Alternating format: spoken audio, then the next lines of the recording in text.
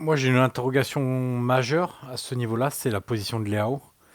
Euh, Parce que le 4-4-2 avec deux attaquants, tu as deux possibilités pour Léao. Soit tu le recentres et tu lui demandes de jouer comme un attaquant aux côtés Mm. d'un Alvaro Morata, mais ça voudrait dire que tu as deux joueurs qui sont pas vraiment des numéros 9 alors, Morata est un 9, mais pas un 9 de surface.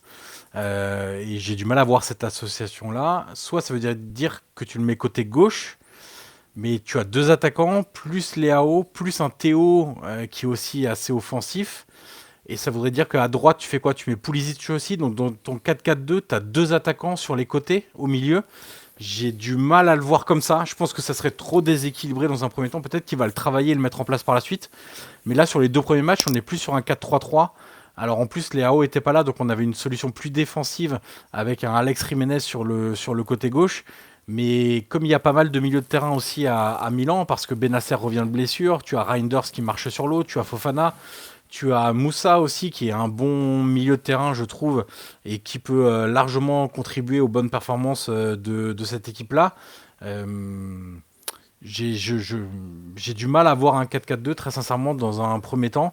Ou alors il réussit à trouver la formule magique avec Léao dans une position d'attaquant axial.